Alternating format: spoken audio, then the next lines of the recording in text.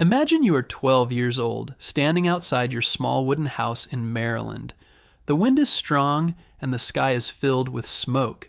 You hear loud booms in the distance, cannons firing. Your mother yells for you to come inside, but you can't look away. The British are nearby and they are attacking. You feel nervous and curious at the same time. You've heard stories from neighbors and older boys in town. The British are trying to take our country back, someone said. You're not sure what that means exactly, but you know something big is happening. War has come close to your home. The War of 1812 began in June 1812. It was between the United States and Great Britain. The U.S. had declared independence in 1776, but problems with Britain had not ended. One big problem was that British ships were stopping American ships at sea. They would take American sailors and force them to work on British ships. This was called impressment, and it made many Americans angry. Another problem was in the West. American settlers were moving onto lands where Native American tribes lived. Some Native American leaders, like Tecumseh, tried to fight back. Tecumseh and his followers wanted to protect their land. The British helped some Native American tribes by giving them weapons. This made the United States even more upset. President James Madison was president at the time. He asked Congress to declare war, and they agreed. Many people in the U.S. wanted to fight. They thought they could win quickly. Some even hoped they could take land from Canada, which was controlled by Britain. But the war did not go as planned. In the early years, the U.S. had trouble. American soldiers tried to invade Canada, but they lost several battles. The British were strong, and their army and navy were better prepared. They also had help from Native American allies. In 1813, Tecumseh was killed in a battle. He had been a strong leader for many Native Americans. After his death, Native American resistance became weaker. Still, the war continued.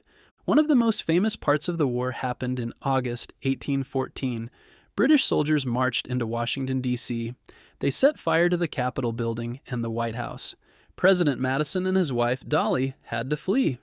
Before she left, Dolly Madison saved a famous painting of George Washington. She did not want the British to take or destroy it. After burning Washington, the British moved toward Baltimore.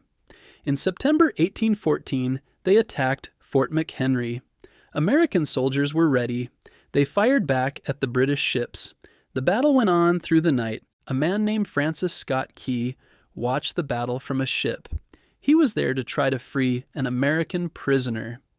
As he watched the bombs and rockets, he worried the fort would fall. But in the morning, he saw the American flag still flying over Fort McHenry. He was so moved, he wrote a poem. That poem became the Star-Spangled Banner, which is now the national anthem of the United States.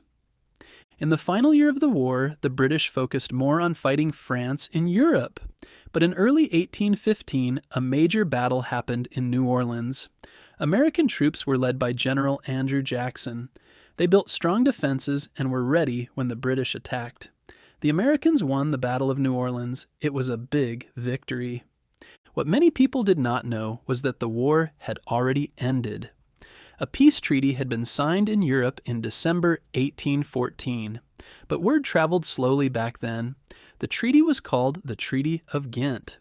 It said that both sides would stop fighting and return to how things were before the war. The War of 1812 did not have a clear winner, but many Americans felt proud. They believed they had stood up to a powerful country and defended their land. Some called it the Second War of Independence. The War of 1812 was a hard and confusing time for the young United States. It began because of problems with Britain at sea and in the West. The fighting lasted for more than 2 years, with battles on land and water. In the end, no land changed hands, but the war showed that the United States could stand up for itself. It brought new pride to the country. The war weakened Native American resistance, helped American factories grow, and made heroes like Andrew Jackson. Even though many people forget this war today, it helped shape the future of the United States and made the country feel more united and strong.